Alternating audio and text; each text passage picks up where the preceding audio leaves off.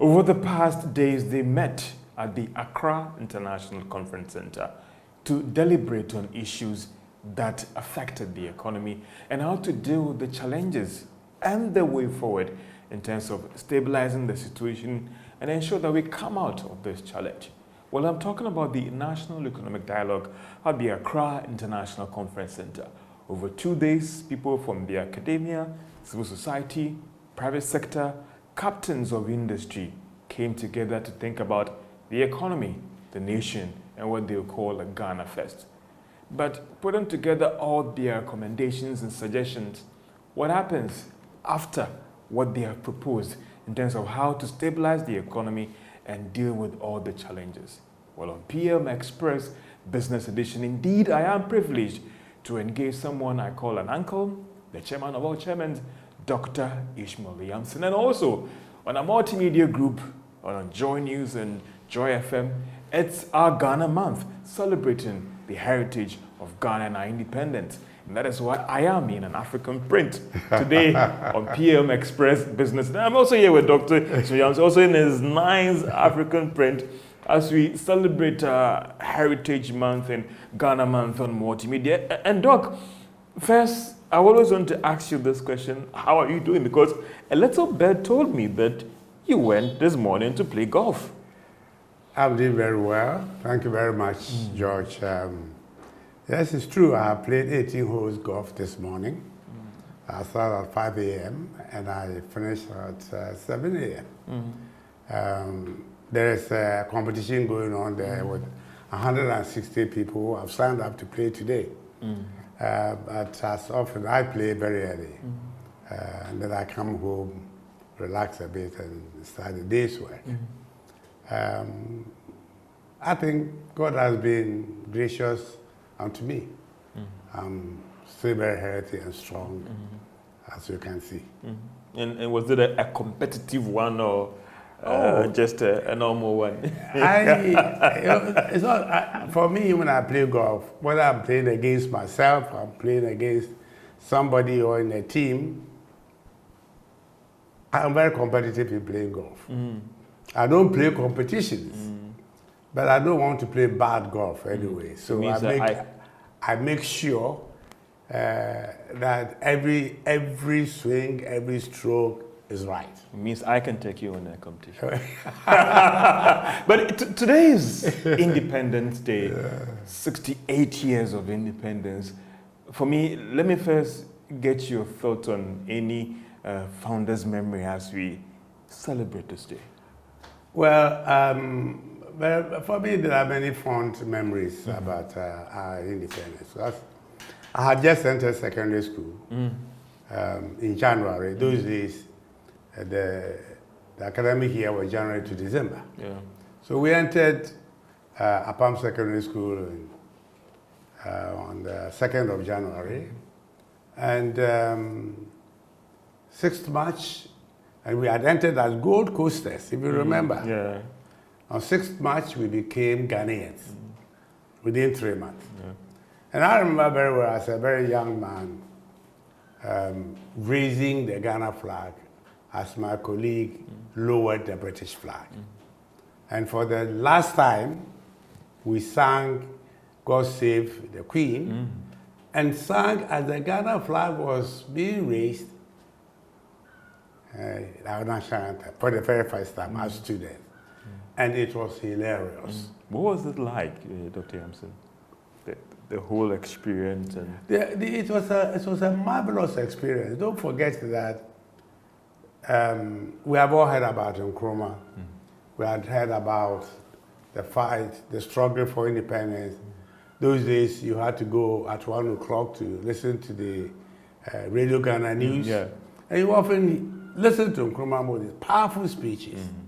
And so that day, of course, we didn't have television to watch.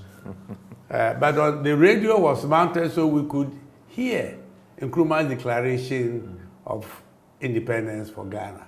And I remember very well, your beloved country, Ghana, is free forever. And I must say that even as young as we were, it made a huge impression on us, because we knew that was a big transition from being colonized, from being ruled by colonial power. Those days, we celebrated Queen's birthday. We were given a mug with the Queen's picture embossed on it. Okay. But for once, we had a leader, we had a country, and we were very, very happy as young people. Very proud of ourselves. We were very proud to be Ghanaians and no longer Gold Coasters. So it brings back this experience of a transition from being ruled by colonial power to now being an independent, sovereign state ruled by your own president. Doc, some would say that we can celebrate political independence 68 years. But in terms of economic, financial, we cannot celebrate that. For you, does it worry you that political independence, the Black Star of Africa, the leader of getting independence in the sub-region and all the rest, that leadership has not moved into the economic and financial space? You're absolutely right. And let me just add, until we started all these military rules, military interventions, and whatever, you were very proud to be a Ghanaian. And I can tell you, anytime I walked into Unilever House, and in the UK, in London, every African identified himself as Ghanaian. Wow. Or the British would think every African was a Ghanaian. And we were very, very, very proud of ourselves. But I agree with you. As in my opening remarks at the dialogue, we gained political independence. And Nkrumah set us on a track to gain economic independence. But that died when he was removed from power. Because at that time, and as I came out of university even in 1966, the very year Nkrumah was removed, but I could see the vibrancy of the Ghanaian economy. I was working in UAC, and the Unilever's factory was next to the Ghana Publishing Company in Tema. Everywhere in Tema were factories running. You could hear industrialization taking place. Even where we were as UAC, we had the Sese timber concession, where we had actually built a factory to build prefab houses just before the coup. So everywhere you turn, and what was even more amazing was that, look, about 40% of all those factories, and Nkrumah in that short period set up almost 400 vertically integrated manufacturing companies.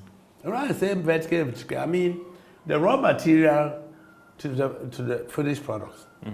And I can tell you, my first Volkswagen I bought, the tires were made by Bonsa Tire Factory. So there was a rubber plantation feeding the factory to produce tires for cars. What else did we want at that time? That the movement in Nkrumah was removed. And that's why I have always had a problem with the so-called Bretton Woods institutions. They said... You think that they have not helped us in terms of the transition? I will come to that later. Yeah. But they forced the military government to close down a whole lot of these factories. And I remember even when I became chairman of UAC, later chairman of Unilever, there were 370 or plus companies identified to be divested. I'm not saying that the concept of divesting them was wrong, bringing private sector into it, because Nkrumah himself lamented continuously that he had set up the state-owned enterprises to fuel his industrialization and his growth and development plan. But they all turned out making losses. So he recognized that there was something wrong with government seeking to manage all these factories. So divesting and bringing private sector in was not a wrong point. But I can say we didn't act judiciously. How many of them are left now? Most of them died. Those that are left, you saw the presentation by the Prime Minister. Only two make money. All of them make losses. Why? Because they are there to serve political interests and not the purpose for which they were established. So today, while you go to any public office, when they talk to you, oh, the donor fund, everything donor fund. How can a country in 68 years go to the IMF to be rescued 17 times? And let us pray that we don't go for 18 times. There are some who have argued that there is a possibility. Well, I like the British say, the situation is difficult, but it's not hopeless. I still have hope that if we take through the reset agenda, as we have all, diagnosed and made proposals, we shouldn't go for the 18th time. I'll come back to your recommendations and how we can tie in this program. But for you, do you think that the governance system or the structure has been a problem in transitioning from what Nkrumah left and sustaining that economic vibrancy to now? Because there are some who are saying that we've lost out in terms of real economic independence and financial independence, and still our economy is actually open to price volatility, and anytime there's a blip with any of the commodities, we see the city and all the rest. How do we get around that challenge in terms of having that impactful economic and financial freedom to make it relevant when we celebrate today as 68 years of independence from our colonial masters? Two things, George. The first one is love for country. Love patriotism. For country. Patriotism. And one thing that sets Nkrumah's government apart from all other governments is that Nkrumah was passionate about building a strong Ghana, respected Ghana, a sovereign state that is able to manage its own affairs. And he was very passionate about it, right? And there are people, those who have argued that, Nkrumah was able to do that because he was a dictator. But if that dictatorship builds countries, then under Rawlings we should have been, a first-class economy. Because you rule for 11 years as a military ruler and another 8 years as a pseudo civilian. So 19 years. So it's not about dictatorship. It's about the purpose of the individual, his leadership, his commitment to the country and not to himself. Nkrumah was selfless. Look, as a student,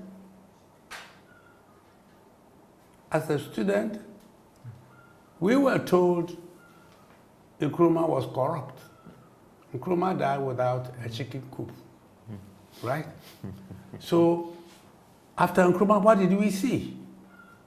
Every government, and you can go and check. Recently, I gave a lecture at the Armed Forces Defense College. And I researched for the reasons why, or the reasons that were given for removing the previous government. Two things: economic mismanagement and corruption. They ran through all of them, from our first government to the one we just passed.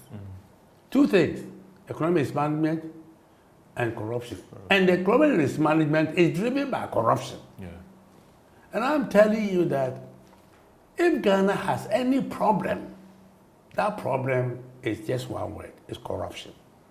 And the corruption that has made Ghanaians become so selfish, especially our politicians, that their motivation for going into government is not to go and build a country. It is to go and make themselves rich, right? And that is why I said at the opening that when the president are going to reset Ghana, it means it's a big undertaking. Because the reset is not just getting macroeconomic stability, no. It's also about reset of our mindset. Why do we have to go to politics? Is that we are going there to serve the interests of the people, as Abraham Lincoln said, government by the people, of the people, for the people, and not for ourselves. Because clear examples where people are fighting, people are demonstrating, burning ties, Precisely. doesn't show that really it's about getting to public space to serve. At all. So I'm saying if we don't change that fundamental mindset, and I'm saying people are criticizing democracy. I said that is not our problem. Not the problem? No. Democracy actually means you work for the people. Why should it be a problem? It is our interpretation of democracy. It is the meaning we have put to democracy. Why Ghanaian politicians are campaigning and competing, what they say, when we come to power, right? When we get power, get the power to do what? The power to serve the people, or the power to serve yourself, or the power to enrich yourself. Which power are we talking about? We don't talk about serving our people, you see. So I'm saying that, yes, we gained political independence, but we haven't gained economic independence. And we need to reset our mindset, reset our own government framework, right? We need to reset the way we manage our businesses, the way we manage this country, the way we listen, go to my village. You can go to my village and see, right? It used to take me, even driving a small Volkswagen, 2 hours to my village. Today it takes me 5 to 6 hours. And those days, I'm talking about 1968, 69, Which 70. village is that? Which village is that, the name? Breman Contrase, Okay. a powerful village. Yeah. From Accra, I could drive 2 hours to Breman Contrase. I could calculate when I'll get to Winneba, when I'll get to Swedro, when I'll get to Yekrom, when I'll get to Odobe, when I'll get to my village. Today, 5 to 6 hours, I'm still dancing on the road like this. Is that economic independence? Why should we? And yet, go to a country, we say it's a poor country. Rwanda? No. It's in East Africa. Yeah. Copper, full of copper. Yeah. Zambia. Yeah. And you see highways. Look, I was in Rwanda recently. I felt like crying. 400 kilometers of road. Lights on both sides. Lights in the middle. 400 kilometers of road. In Rwanda, a country devastated by war. I live in West Lagos. The moment I take my car, I'm driving in darkness in the night. And that we call economic independence. So what have we done to ourselves? And I'm saying, I'm saying to all the politicians who have come since Nkrumah, they should ask themselves, what have I done to Ghana, these people called Ghanaians? Why have we made them so poor? And hardship is now pervasive everywhere. Why? And yet, we have been mining gold for how many years? 200 years. Yeah. If you go and see Johannesburg, you see how Johannesburg looks like. Go to Obuasi. All the big cracks in all the big, even the road to Obuasi, even the town roads in Obuasi. Why? We have been mining manganese for how many years? We have been mining bauxite for how many years? We have been mining diamond for how many years? God gave us everything. That for which we should not be where we are today. And yet, we are. So the difference is the people who have managed our affairs.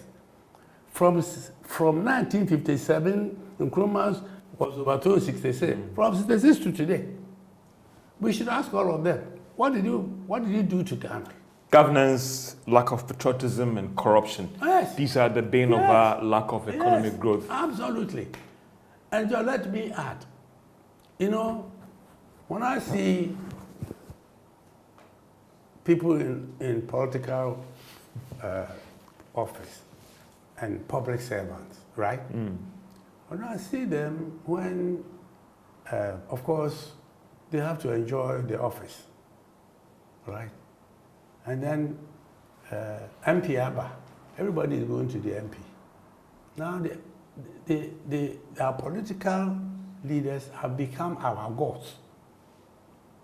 Yet it should be the reverse. If you see a British parliamentarian from Whitehall, he goes into a tube to take underground like everybody else. Like everybody else. Now, what do you see? The Sari. Because the MP is going to parliament. Everybody must stay off the road for him to go to parliament. And they say, because we are legislators. So the people you were told, the British parliament, they are not parliamentarians. They are. Yeah, some are saying that they improve the system and let everybody benefit, everybody including benefit. you. That's it. So it should be, they should govern for all of us. For all of us, but not for some people. And what we saw recently was an abomination. But you know, I still say it is not a hopeless situation. Quite optimistic. I don't believe that. I don't believe that's hopeless. I believe that now we know why we are where we are. We all know. No Ghanaian can pretend that he doesn't know why we are where we are.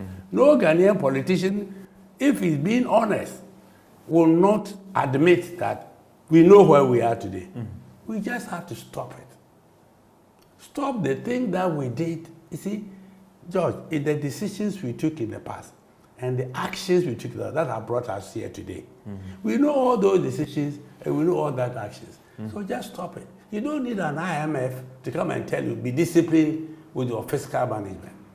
Do you have But some would say that the current global structure also, would you blame African countries and developing countries like Ghana? Because if you want to play in that space, these are the rules. At all. I don't blame anybody. And so the IMF will be there because if you want to go out there, these are the prognosis or the recommendations to you to play in that space. I understand that they have a role to play.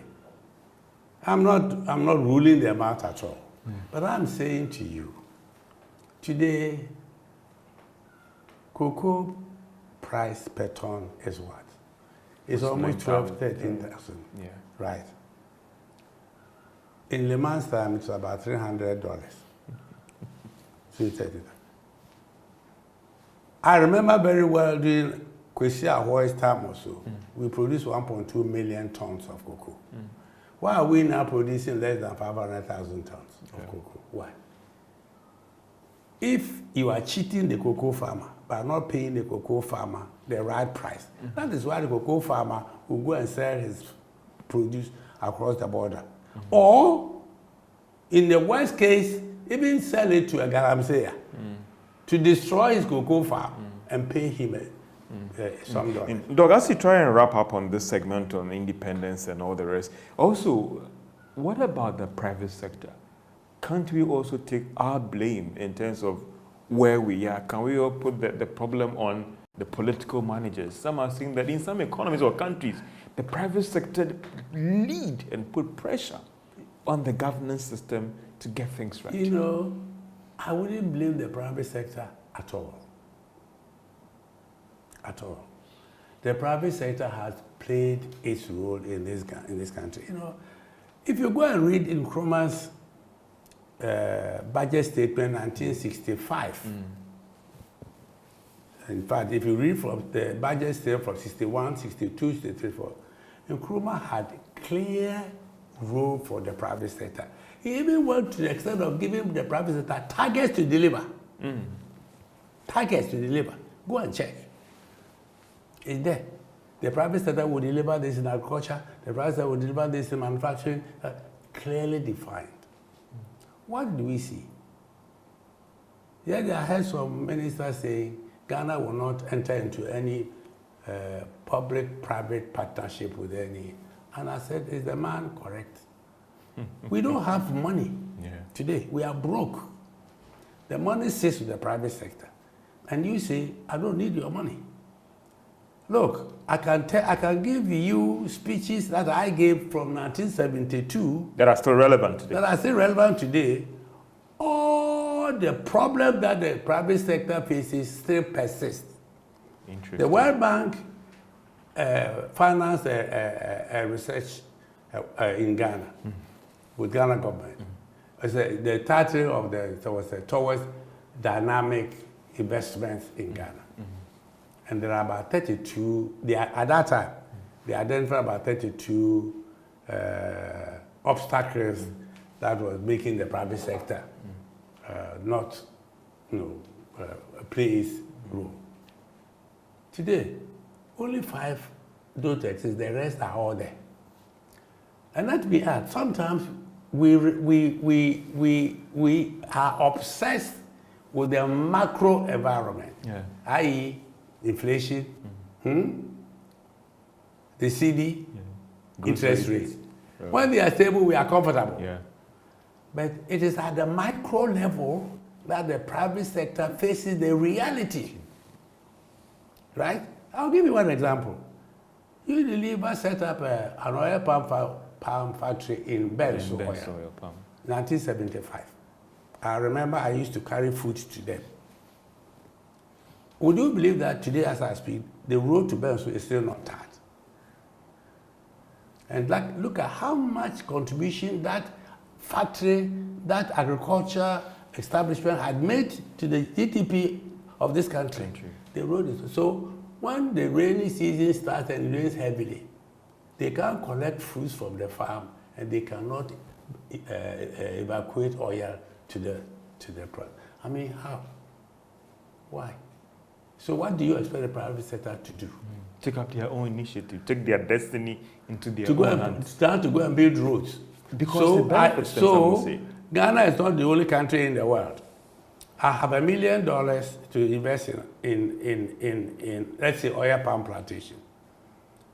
Côte d'Ivoire offers me 100,000 hectares.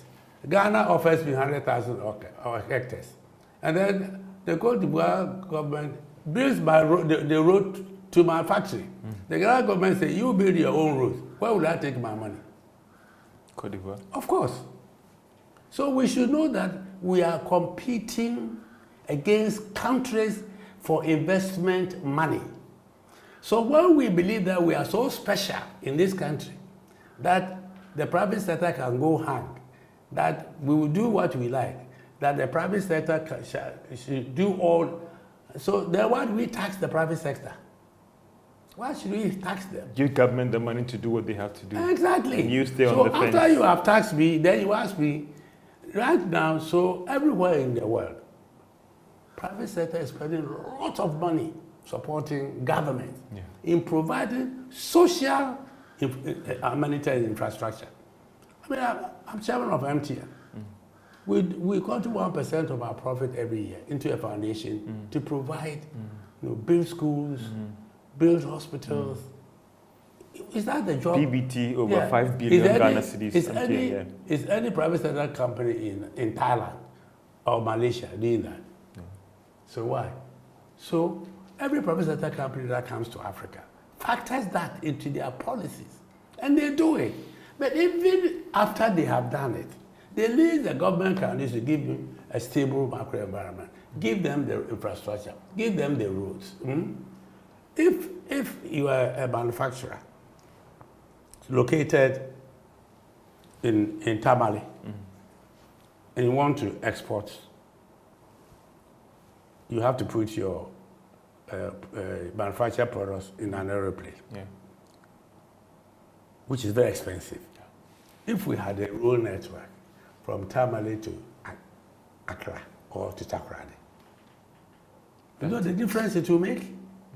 Now, the bauxite company, the manganese, they truck by road. That's why all the Western region roads have been damaged by this heavy truck, because the railway line doesn't exist. This is PM Express Business Edition, engaging Dr. Ishmael Yamson. His thoughts on the economy, independence, and why haven't we actually experienced that real economic and financial independence as we celebrate our 68 years of political independence from our colonial masters. But this is actually on PM Express. We're also going to look at assessing the two-day National Economic Dialogue and basically what are the outcomes and what is the way forward. This is PM Express Business Edition, and indeed celebrating Ghana Month on Joy News and Multimedia, as we are all in our African or Ghanaian prints and celebrating this day. We'll be right back after this break. Welcome back to PM Express Business Edition, a special edition on Ghana's Independence Day, as we look at why haven't we achieved that real economic independence as well as financial one, and also assessing that two-day National Economic Dialogue and what next for our economy with respect to all those things that have been put in place. Engaging the chairman of that dialogue, Dr. Ishmael Yamson. But Doc, let me first start from you before we get deep into this economic dialogue thing. I mean, how did you take it first? Because I know what you stand for, your principles. When the president made that call that, can you chair this thing for me? Because there are some who want to put it in the atmosphere of a political promise, just trying to fulfill a political promise and knowing where you stand and your stand in accepting that request, even to chair this whole dialogue. Well, as I said, I didn't hesitate to accept the invitation to chair at all. Not at all. No. Because I just felt if he really means to reset Ghana, then we need to support him to reset the country. And so when I said yes, I said yes because I believe strongly that the time is now to reset the country. I hadn't thought about the implications, but even after I thought it through, I was more than convinced that it was the right thing to do. Political implications and all the rest. And I think so. And I know, and I knew very well that, in fact, that very day when I came, I read online, oh, of course, this is going to be yet another talk show. Nothing is going to come out of it. And I said, yes, it is true. There may be skeptics like that. But if we all go on saying it's a hopeless situation, we cannot do anything about it, then what are we going to leave to the generations to come? So somebody has to stand up. And that is why when I addressed in my opening remarks, I mentioned that everywhere in the world where a country has transitioned from being poor to being rich, only one person had made the call. Lee Kuan Yew, Kwame Nkrumah, Mahathir, all these people. The guy, the military man who took over in South Korea, all these people, one man. Dubai, one man. So if truly the president believes this, we must all help him to make it happen. And as I repeatedly said, it's not going to be easy. It's not going to be easy at all. And I can tell you the obstacles will not come only from outside. It will come even from his own party. But he needs people who will be as committed as himself to help him do this. And I know there are many young people, many people in the party, in his own party, in the other parties, who believe that we have had enough. And that this is the time for Ghana to change. He as an individual might believe in this, but also some, and Doc, you have seen it all, both in the corporate space, the public sector space, and some are saying that he as an individual might be committed, but also what about the environment? And even some would say that sometimes the enemy within is even more serious than the enemy outside, and that even whether his own people believe in that we need to change the course or the direction of this economy. You know, George, as you do in the private sector, you're a leader, you have a vision. Your first thing to do is to sell that vision to your own people. You know, I remember when I became chairman of Unilever the first time. The company was bleeding badly. And in fact, it was for that reason that I was brought back from Tanzania. And I went on I took 2 weeks to reflect. And I called a meeting of all the general managers. At the time, we had 26 general managers. And I said to them, gentlemen, you know something? We cannot continue like this. Otherwise, we will have no company in 5 years' time. I've looked around. We have 26 companies. We need only 6. 20 will have to go. It's going to be a very painful process. But we will have to manage humanely. And I can tell you there are a number of them who were very upset and didn't understand. But I pressed and I pressed until they all came to the understanding that what I was saying was true and that they all have to come together. So the president's first task is to get his own people to buy into this reset agenda. But luckily, if you look at the NDC manifesto, it is started resetting Ghana. So I assume that as a party, they have bought into the reset agenda already. And that is why I am confident. The second thing that the president will need to do, that a private sector man will do. He calls you uncle. Yeah, he calls me uncle, yes. And I can tell you that one example I said to my people was that this bus is now moving from here to there. Those who believe in the vision I have launched, join the bus. Anyone who doesn't feel comfortable, don't join the bus. I know it is easier in the private sector than in government. But it is the principle is the same. Once the president says, I'm going to reset the agenda, if any of his people will not live what it takes to reset Ghana, he should be bold enough to say, stand aside. You think he should be doing that, Of being course. firm to fire those who don't buy? But that is what our last government failed to do. When even his own people were telling the president, we don't want the finance minister. He didn't listen. He thought he should have gone. Yes, He should have taken a decision to Much let the finance earlier. minister go earlier. You know, so it's not a difficult, see, but most importantly, you the leader, you must live what you say you are going to do. But Doc, I mean, you've been a CEO, you've been a chairman, and I still want to bring in the corporate space and the public sector. Yes, of course, people are asking the finance minister to go. Was it that easy? You've been a CEO, you've been a chairman where you have somebody who might be, in your eye, doing well. The workers will come. When you come early, you have the cleaner coming to you complaining, this GM is not good, he's doing that.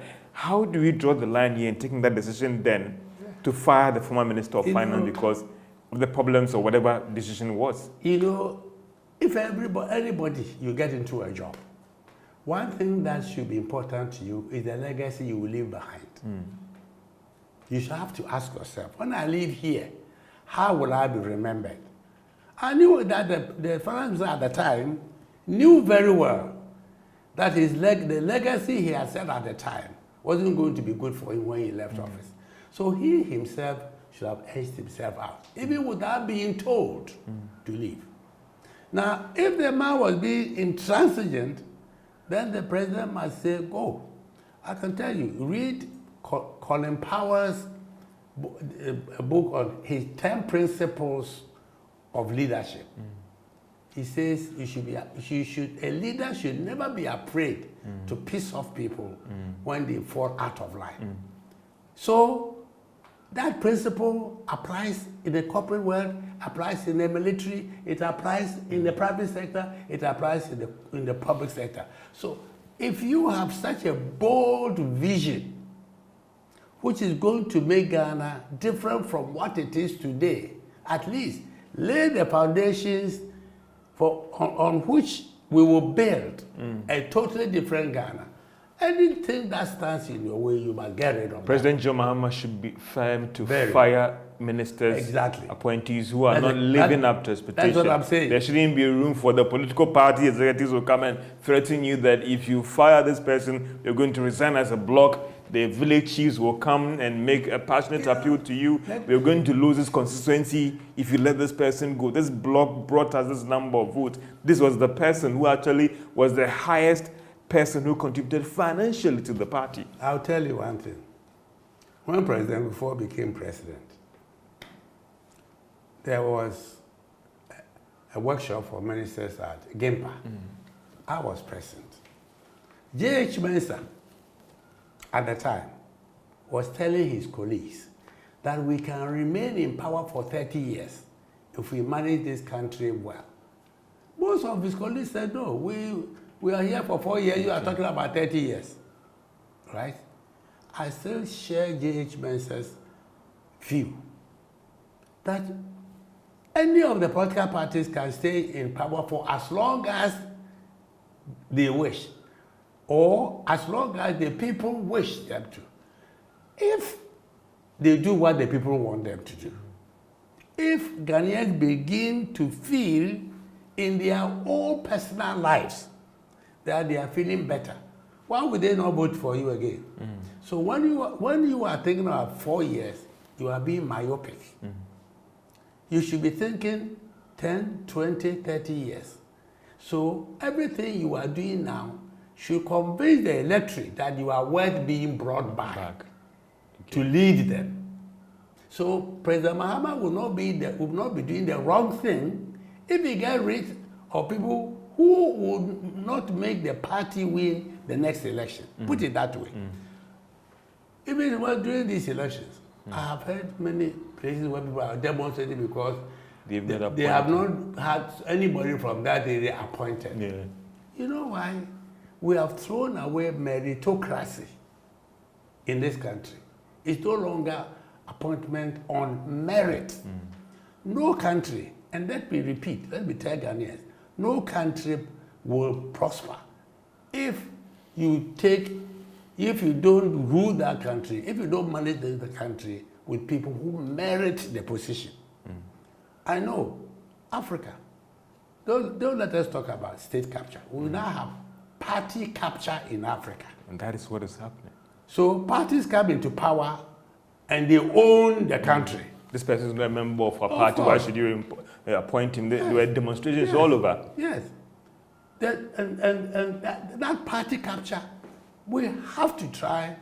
And for me, I mean, it's not sinful, and it should not be shameful to be a party member. In fact, you should be proud to be a party member because your party is doing what is right for the country and for the citizens. Because when the 4 years come, it is your record that is going to be played back to you. So you should be proud to say, whilst I'm in the power, I did this. And I say, if it was about money, NDC would never have won the election. Never. They won the election because the record of the previous administration was so bad that nobody, even including their own people, wanted them back again. So when presidents make appointments, and I've been, from time to time, I watch the appointments committee. And I think that I've heard some good quality people. They now have to deliver. And if they fail to deliver, let them tell you, in the private sector, there are two things: performance and potential. You have a potential to become a minister. But if your performance doesn't merit a minister's performance, you are out. Doc, let's look at participation of this whole national economic dialogue quickly. That initially there were people who were a little bit apprehensive and all the rest, but I was there. If you take away the politicians, I was surprised about the level of participation from private sector. Yeah. Did it also surprise you, Doc? It didn't surprise me because the private sector is tired. They are worried. I mean, there are many investors who are already here, who are in 2 months, whether to stay or pack up and go. Because they have gone through in a lot of hardship, right? You can have a case in court that will last 13 years. So how much time? I am a chairman of a company. At one time, there were 12 audits from GRA going on at the same time. 12 audits. Why? Are they criminals? So you come to Ghana, you succeed, and immediately you become a criminal. And then your sin is that, oh, they are taking their profits away. But then we go down there and canvas to come and invest. Oh dear. I'm not saying that people in private sector are angels. Never, they are not. In fact, we have some bogus private sector agreements, which our own people signed with them, right? Yeah. Which we shouldn't. Because if you go to the extractive sector, we should be getting more than we are getting. The private sector will not come and tell you what to do. When we come to negotiate, we negotiate. So you get the best people to negotiate. Don't come and take advantage of the negotiation to enrich yourself and serve your country and then turn around and criticize the private sector.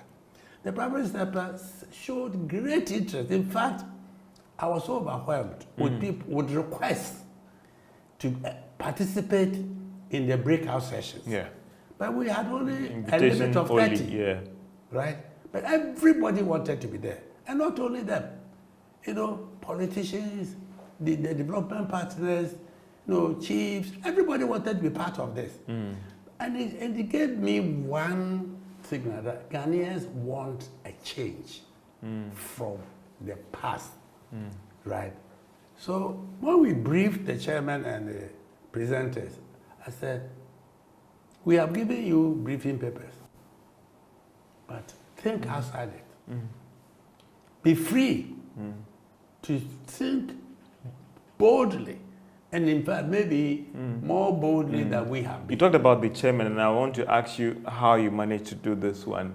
One of the sessions, you managed to bring together all the past governors of the Bank of Ghana. And for me, knowing Dr. Paul Arquette that I knew and had a relationship with, I was surprised that you brought him in. And at a point in time, they were all sitting there. Dr. Ernest Addison was also there. He sat through the breakout sessions.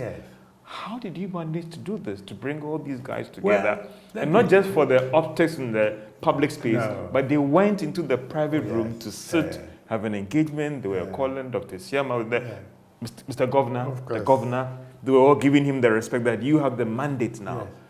I was surprised. Yes.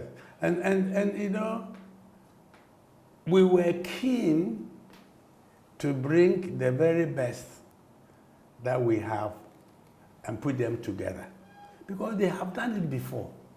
All the governors, and I can tell you that when I went to see Paul to talk to him about, might have done a real good work to convince him. It was a difficult job. Yeah, I know. But in the end, I was very happy that Paul participated. And the depth of this man's knowledge is amazing. It's just amazing.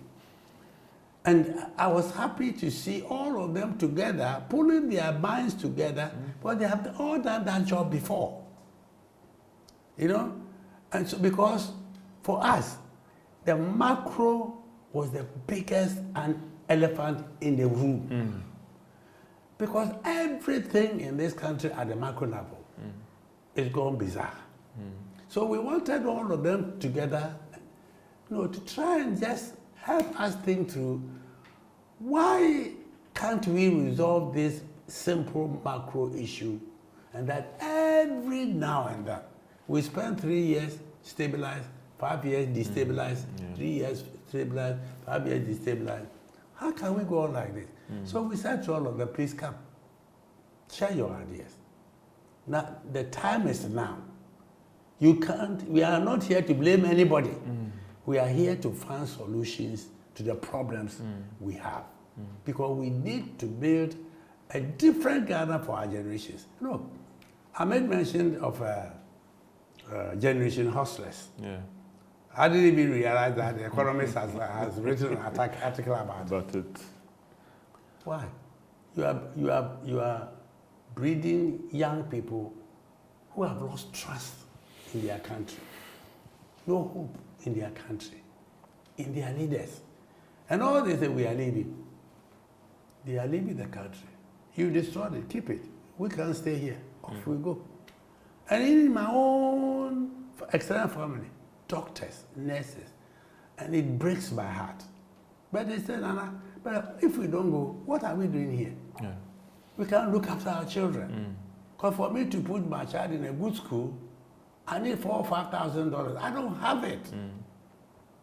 And they leave. Is that what we want? We spend our money, train professionals, only to go and serve rich countries. Canada, US. The US, if you're a professional, 2 weeks, you get your visa, your work permit, everything, you go. Why? They want the quality that we don't have anything for them to do here. Because we have messed up our country and our economy. Let's come to the communique that was put together, which you read. Interesting arguments there on the macro level, private sector and all the rest. But there are some who have said that when they go through the communique, we know all these problems. Yes. Should it have taken a national economic dialogue to identify some of these problems? Because people were expecting a wow idea, wow suggestions. And they say that, George, we know these things. What do you tell those who are? No, I don't think we needed any wow ideas at all. And I'm saying this because the problems we have, if we don't resolve those problems, we cannot get to the wow situation. You know, it doesn't matter what we do. If fiscal policy is not managed prudently, and if the macro, the monetary policy refuses to respond to the fiscal, we'll have what we had in the last administration. We know it. Even for one student of economics in Lagos knows it. We've been doing this for how many years? So we say, now we know the problem. How do we fix it? Right? And you saw when they made the recommendations, they said they should coordinate. I said no. The monetary policy people must independently respond to the fiscal. If they are behaving well, they respond. If they are misbehaving, they call them to order. It's not about coordinating anything. It's about making the right calls at the right time. So, and if you come to private sector, I told you, the issues we have, I spoke about 1972. They are not new. They are not new. A woman who said some time ago, it's my book, he built a factory, he had to build the road, he had to build the electricity poles, he had to lay the pipes of water. And when he finished, he didn't have money for working capital. It is still the same today. So if you don't resolve those problems that we know, how do we then make the leap? Because you cannot make the leap when you don't have rules. We cannot. You had a debt at ECG. ECG. Look, this is my house. I have water 1 day in a week. 1 day in a week. 1 day in a week. So every day, every week I buy water. Why should that be the case? So if I have a factory and I need water to run my factory, what do I do? So I have to either go and do boreholes at my own expense or buy tankers. I mean, what? Doc, the bit about the SOEs, what should be, and I know you made some recommendations in the communique, is it just the political will? Because we know, and you brought the argument about the meritocracy, the kinds of people we are appointing to this place, the people who the president or the governance structure will give them the space to work. There were even reports in certain public institutions that they recruited so much that people they don't have even desks to sit on in the office. Sipa Yankee met me and he talked about it. Sipa Yankee said that when he was at Ghana, guys, it was just about 200 people. Now they have almost about 1,000 people. So there's an issue about political interference. that could also be the bane of these SOEs. And also not just about the people who are heading there, even though that is a problem. From your understanding, and even from what this meeting has done, how do we get around the challenge with these SOEs? Political interference or what? Stop it. You know, I have only I won't argue about the issue of political interference. And it goes back to my point about the mindset with which we go into politics.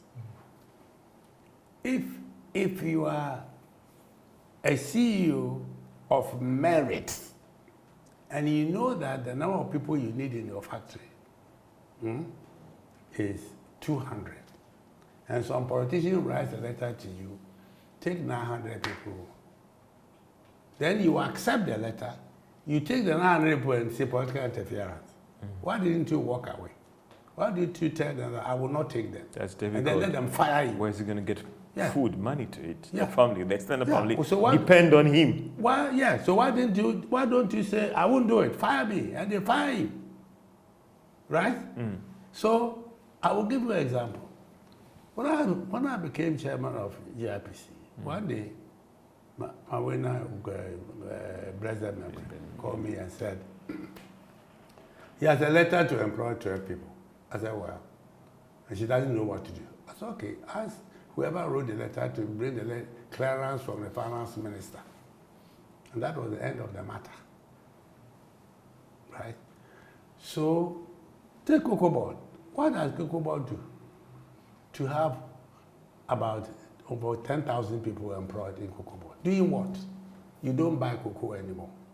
You don't go to the bush to buy cocoa. You only ship the cocoa. You market it. So all those people who are sitting there, what are they doing there? Right? Because all of us, Ghanaians, we think it is the government that should provide the jobs and not the private sector. So if this government accepts the principle that we will facilitate job creation by the private sector, of course, there are things that only government can do. No private sector company is going to build a rural hospital. They will probably build a rural hospital as part of their CSR or ESG or whatever. But they will give it to government to run. Because they cannot run. It's not their business to run rural hospitals. So it's government that should build it. But the government should get that money from the private sector investors, the profits they make, the taxes they pay, and they should not channel it to do those things. So there are things that only government can do. There are things also that for security reasons, only government must do. We accept all that. But the government doesn't have to borrow money to go and build Accra Teba motorway. It makes no sense. Because there's private sector money to build Accra Teba motorway. Over 25 years or whatever, do a BOT or whatever. Why should you do that? Accra Kumasi, how long the dualization start? You should remember. How long? And how long are we still sitting, waiting for that dualization? Even Accra is a womb. Isn't it a shame? And yet, if we had gone to a public tender, purely private sector, we would have money pouring into this country to build that road. The road minister at the time got frustrated. After all, told, even when we get the toll, we don't know where the money goes, so close it down. I think if that road was told by private sector, the money would disappear. No. So we need to, we can create jobs in this country, right? I have said to someone who came to me from Central, I said, give me 100,000 hectares of land. It's there, it's available. And I will create 400,000 jobs. Because if I start building, and there are investors who will come here tomorrow with money to invest on oil palm and rubber and the rest of it, you get 400,000. As Southern region go 400,000 jobless people? No. Southern region will run out of employable workers. So creating jobs is there. The private sector can do it. we need to change our own model, economic model, which says government should do everything. A 6-page communique. Someone saying that brilliant communique. One would ask that the finance minister said is going to factor that into the budget. Some have even said that within the scope of time, whether he can do that or not. Chairman, for you, what is next now that you've put together this communique? And even some you addressed a question about, we knew these things already. What is next from this communique to make sure that it works? And then the question about not being another talk shop. First of all, from what I've heard from the president, and I don't doubt him, that he's determined to make this work. That is an assurance. Yes. That's a promise. Yes. And in the communique that was issued to the public, if you remember, the third item says that it will be institutionalized to follow through the actions and the proposals that have been made. Again, that's coming from the president. Yes. It's the dialogue, it was published. In fact, I took... I'm taking it from the engagement you had with him, and that's where responding to these things here. So what I'm saying is that the first thing to do is to make sure that we have a mechanism to follow up all the actions. And the president himself, in the letter that he wrote, says so. So we should institutionalize the dialogue. Bring the key people every quarter, exactly. We haven't decided. But then but there will be. In fact, he calls this economic something council. Yeah. But we haven't discussed because we are meeting tomorrow, Thursday, to prepare our final report for the president. When we finish, we then see the president to see how do we then institutionalize it to make this a reality. Because I'll be very worried if it is just a matter of making proposals and leaving them there. In fact, the second objective was for the views expressed at this dialogue to be fed into the budget statement. Are someone aware that the time budget is on Tuesday? But I can tell you that Thursday, can it be quickly put into it? The finance minister people were there throughout with us. Throughout. They are aware of the briefing notes. They are aware of they were at the breakout session. It's going to be tough. They can't reflect everything. But some will be captured in the budget. Don't forget that there's going to be a medium-term document which is going to show the next 3 years. I have no doubt. You know, I don't want to sound as if, you know, because I was chairman of the dialogue. But it's not wrong. If you have to be chairman and ensure that there would probably happen. But I'll be happy even if 70%, 80% happens.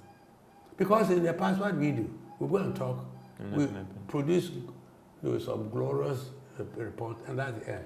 That's not what we will do today, this time. So let me still focus on the budget, that you think that some of the recommendations will be captured in the budget that will be presented on Tuesday. Yes. That is what we were promised. But the reality is that is that going to happen? Oh, at all. Because what we have done is to give all the raw information, because we know the time is short. And it's not everything in there. But don't forget, there were many recommendations. 3-4 days, you're not going to be able to digest all of them to fit into the budget. Some will not. But I believe that in the medium-term framework that they will prepare, it will reflect there. And then, as we review on whatever time frame we choose, we will see how things are panning out. Let me first start with you. But let me finish. Yeah. If they don't do that, they will not reset the economy. But let me first even start with you. You talked about the fact that it's not that you were the chairman, but some will say that in dealing with the concern of all your time not wasted, the sacrifices, some will say a lot, it's on you to ensure that whatever that came from people that you went to convince to be Dr. Paul Akwa, Dr. Dufo, and all the rest, is that wasted their time. Not you, the expression wasted, because they did it, a national course, that these things are implemented, the most important ones. It is not enough for just the optics and the cameras, but behind the scenes, let this thing work because we knew the problems? You see, George, I have two motivations. My first motivation is to see a different Ghana, because Ghanaians are tired of poverty and hardship. I know that we are not going to stop, this government can't stop it today, tomorrow, to take, the East Asia took 30 years. But they didn't have the technology that is available to us today. So let's say in 20 years, 5, 10, 15, as we see, we must be making progress. That's my first motivation. My second motivation is that the leader himself is committed to it, right? And I want to believe that when they came out with the resetting agenda, it was not just a slogan. There are some who think that it's just a slogan we have scoring political points. That is what some think. Yeah, well, I was very critical of Ghana Beyond Aid. Yeah. Because I first said, when I spoke at Legon, the New Year's School, I said, this shall be a slogan, because the very year that we launched it, that very year we borrowed 2.75 Will resetting also not be another slogan, a political slogan to capture political power, to convince people that I said I was going to do this and have done it? Yes. And then I'm saying that I, sitting here, I told you earlier, I didn't hesitate in accepting to chair, because I believe that Ghana should be reset now. The person who asked me believes that Ghana needs to be reset. He is the leader of this country. He has a duty to make it happen. We will make sure that the promises that have been made are carried through by follow through all the recommendations. Not all our recommendations may make sense to him and his party. But of course, everyone has to be interrogated to see whether truly it will help reset Ghana or not. But I believe those who sat down there, you saw them. The enthusiasm, the passion with which they went through this. I was amazed with some of the recommendations, right? Some are going to be difficult to implement. But why are we appointed leaders? We are appointed leaders to solve difficult problems. And I believe that the president will stand firm and make sure that he takes the most difficult problem. Don't forget, if they fail, then it is not me who will judge them. It's the electorate. Because the electorate have heard all this. It's been everywhere, on the radio, television, everywhere. As you said, it's not just the optics. They were beautiful optics. Yeah. But that was not my concern sitting there. Yeah. I was more about, now we know what we have to do. Now we have identified what to do. We now have to go and do what we have to do. But let me also sound a warning a caution to Ghanaians. We have a sense, a mindset of entitlement in this country. And I don't blame them. Everybody goes to promise that I'll bring you this. Yeah. So they say we are entitled to it. We must remember that we have to work. We have to create the wealth before it can be shared. We shouldn't force our parliamentarians, we shouldn't force our political leaders to promise things that we know and they know it's not possible. Cannot be resolved today or tomorrow. We ourselves are part of the problem, right? Everybody, the president, during the campaign, I watched. And I kept up saying that all these promises you are making, why are you going to find the money? Because you don't have the money. Doc, I know that when you are appointed, and then I'll use the word again about the president calling you his uncle and all the rest. Do you get that personal conviction, the political will? And I know you will not have to confirm or deny, the president trying to engage you personally, that these things, some or the critical ones, not to say put your presidency on the line, but to say that he will make sure that this will work when it comes to the political will and driving his ministers to get these things done. When he came to give the keynote address, if you have reread it, and if you haven't, please read it. Okay. He reiterated most of the things that he believes strongly have to be done. I don't doubt them, and I don't want to disbelieve him.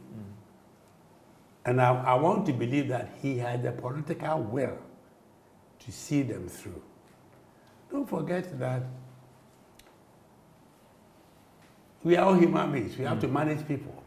Some things will take time to deliver because you have to go over hurdles. If you have been a corporate leader before, you know that change is the most difficult thing that comes to people. Change is the most difficult thing that comes to people.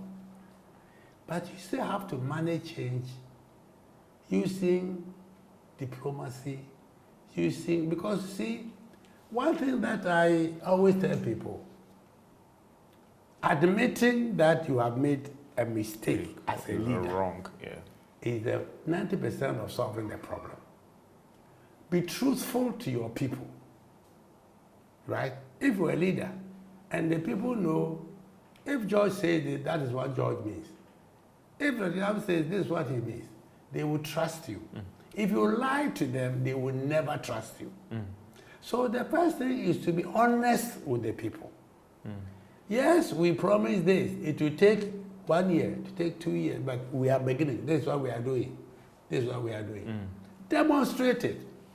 You see, I would like to see the president fire any of his appointees who get into corrupt practice. You think he should be firm when it comes to corruption? Even if you do one, all the rest of them would fall in line. Because we know that is what is killing this country. And fighting is not going to be easy. It's going to take time. But begin from somewhere. Begin from somewhere. Be firm and take these tough actions to signal that you are committed to fighting corruption. Yes. Because today, we almost have institutionalized corruption. But we have to stop somewhere. Look, as you try and wrap up on this particular subject, I mean, before this dialogue, there were the skeptics and all the rest. Anybody who had an experience of being there might tell his or her own story as in how the things went. Do you think that the end has justified the means? Because there are some who argue that we don't need a national dialogue to deal with the problems of Ghana. But from the end of this dialogue, do you think that the end justifies the means? I think the end justifies the means because, first of all, you just said the people who were there, they were not there as NDC people or NPP people. No. People came genuinely to help solve Ghana's problems. Genuinely. And there are many people I know who are people who were there genuinely wanting to contribute. Genuinely. And I was overwhelmed by the passion that Ghanaians demonstrated in those 2 days. I was overwhelmed. And I can tell you that I was very humbled by the people, those who that we called to come and chair, the enthusiasm with which they accepted to come. And they came, and they sat through, and they made these fabulous presentations. We are yet to digest all the presentations because it was on Tuesday we finished. But I saw the spirit of nationalism emerging, And I only hope, because all the political parties were invited, right? But all of them were invited. But how many did turn up? I didn't know. I don't know. I don't know whether all of them attended or the feast. But at least we made the effort to invite all of them. Because this is not about NDC, it's not about NPP, it's not about CPP, it's about Ghana. And I think that Ghanaians, we must begin to put our country first. Ghana first. By the politicians showing leadership. You see, by the politicians showing leadership, some would say. By the politicians leading the core. I told you that when I was a young man, I knew myself just as a Ghanaian. Today, NDC, NPP. And I said, what do you call? Do you know how I vote? Do you know how when I enter the booth, do you know how I vote? So don't call me NDC, don't call me, don't call anybody. We are all Ghanaians. And when we begin to change that mindset, that we are Ghanaians, we rise or fall together. Look, this hardship that we have suffered was only one party members who suffered. No. Eh? No. We all suffered Yeah. as Ghanaians. Yeah. When you go to hospital, does the doctor ask you, are you NDC or NPP? No. The doctor treats you. Yeah. Right? Yeah. So why are we wasting our time? Party politics is there to make us better. Party politics should not be there to make us worse. It has to be better. It should never. Party politics, they should set the highest standard. When they are in office, they must perform so well that when the election time comes, they will be proud. And one thing that I warn the politicians, they should stop misleading people with bogus statistics. Because throughout the election, we saw people churning out statistics. We did this and we did that, we did that. So if you did all that, why did people vote you out? This is PM Express Business Edition, engaging Dr. Ishmael Yams. He was the chairman of the National Economic Dialogue, where he thought about a lot of things and how to deal with the situation on the ground. This is PM Express Business Edition, as we assess that National Economic Dialogue. And some will say, what next? As we try and wrap up on this discussion, we'll be right back after this break. Welcome back to PM Express Business Edition, as I engage Dr. Ishmael Yams. And as we do a review, a 360 review of the National Economic Dialogue, and some will say, what is next? So, Doc, should the private sector, who were so committed to this meeting, be that expectant, or we should be measured with our expectations? No, I'll say to the private sector, this is not the time to stand on the fence. Be part of the solution of the problem. Because we know and we believe in the private sector that we can make a big, big difference. Big difference. And we must bring our expertise and even help the public sector. Because you see, I'm not saying the public sector is indisciplined, but the discipline in the private sector is far more outstanding than the discipline in the public sector. There's a lot we can share with the private sector. And to investors sitting outside Ghana, I would say, don't give up. Because this country cannot go any further down than it is today. And you have seen the spirit that is emerging. The awareness by ourselves of our own mistakes. And we pledging at the dialogue that we are not going to repeat those mistakes again. And that our politicians will come along with us. And that we will be partners in development, partners in growth. So my encouragement to the private sector, stay, invest. Let's build a better Ghana. Because if you take Africa, we are so strategically located that if only we all work together, supported by a genuine effort to reset Ghana, we will all be better off. Doc, I mean, all other things being equal, the Finance Minister, Dr. Forson, will present the budget on Tuesday. Haven't cast your mind back to what happened at the Accra International Conference Center, what should be the focus of this budget? Some have talked about trust, some talk about giving confidence to the private sector. What should be his major priority? Looking at where we stand right now with our debt situation, revenue, expenditure, your recommendation talked about being prudent to spending. What should be the major priority of this budget? I mean, the first one must be fiscal discipline. Easier said than done, Doc. No. The president has set the tone by reducing the number of ministers and deputy ministers to 60 from 100 and something. That's a big leap. That's a big step. What that says that it can be done. So the finance minister, his priority must be fiscal discipline. The moment you establish fiscal discipline, the monetary policy will help the macro stability faster. And I am very, very confident. I am very confident that Dr. Ato Kaslihe is determined to do just that. I know, and he knows, that the pressure will not evaporate tomorrow. Because everybody who has a bad road is looking for a better road. Everybody who doesn't have a water is looking for water. But you see, Ghanaians are very patient people. If we can demonstrate to them that we are making progress, that the road that were abandoned, we are bringing back and we are reconstructing them, continuing. If a hospital was abandoned, being built, Ghanaians can see it. But the most important thing is that we need fiscal discipline. How easy is it, Doc, a party that came into office and has made lots of promises, and the push to reset and getting things done and all the rest?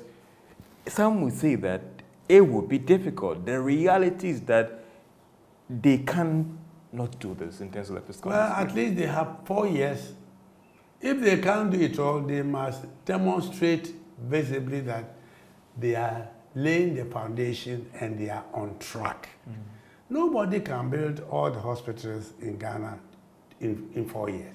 It's not possible. But we can see, and I've said, I have learned throughout my career that if you are truthful with your followers, they will follow you because they trust you. The important thing is to tell them the truth. If it is good, say it's good. If it is tough, say it is tough. And then you yourself must demonstrate that you don't ask me to tighten my belt when you have your belt loosened twice. So living by example, leading by example are going to be very critical to this government, including the president himself and his vice and his cabinet minister. Everybody must understand that when you say I'm going to reset, it means you are going to stop, you are going to do things very differently from what was being done before. And people will watch. Doc, knowing our revenue problems, and you economists and all the rest, there are some who said that let's even wait till a mid-year budget review. Do you think it is a prudent thing for government to press ahead? It was a campaign promise to do away with COVID-19 levy, betting tax, and all these taxes that they have described as nuisance tax. Revenue is struggling. Is it a prudent thing for them to do? No, but you see,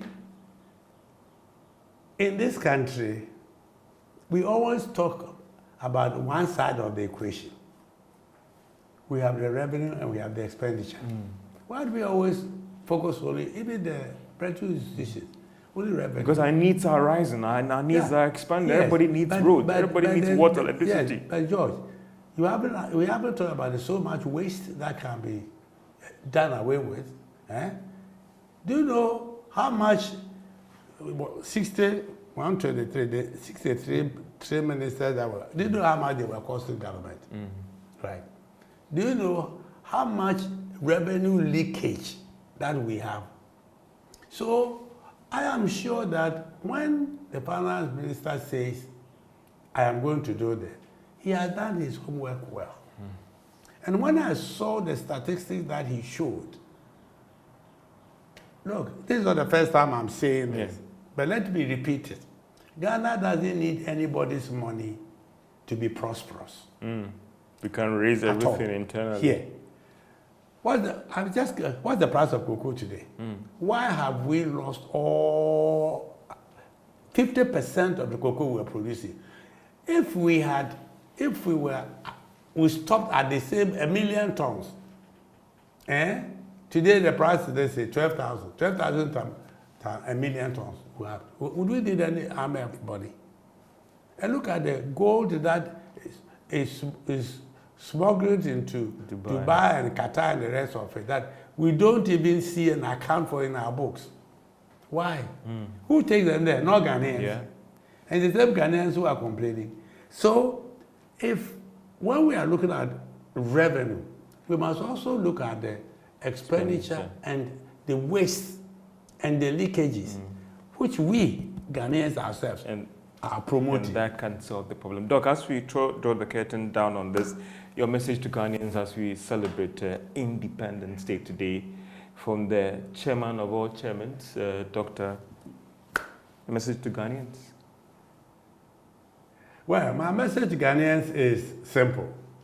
We have a difficult situation, but we don't have a hopeless situation. And that all of us must understand that the problems that we have today cannot be resolved overnight. It will require some patience from everybody, but more importantly, it will require authentic leadership from our political leaders. If we can see authentic leadership from them, Ghanaians will be prepared to wait and give them time. I wish you well on an Independence Day. And Doc, I also wish you well for granting us audience in your house. And Independence Day, where you need to celebrate and have time for the family. You spend some quality time with us. Dr. Ishmael Yamson was the chairman of the National Economic Dialogue, and also we call him the chairman of chairmen, and having chaired a lot of public institutions, sharing his thoughts on the economy and what can be done in terms of ensuring that the concerns of the private sector has indeed been dealt with. As we looked at the National Economic Dialogue and also dealing with the economic and financial independence for Ghana. This was a special Independence Day edition in the home of Dr. Ishmael Yamson as we speak his thought on the economy and also trying to reset the economy. So it says the president. This has been PM Express and also celebrating Ghana Month on Joy News and Multimedia. As you can see, I am in my Ghanaian print, and Dr. Yamson is also in his Ghanaian print as well. This has been PM Express. The name is George Afe. Have a great day and happy independence. We look forward to that real economic and financial freedom for the country called Ghana. Have a great day.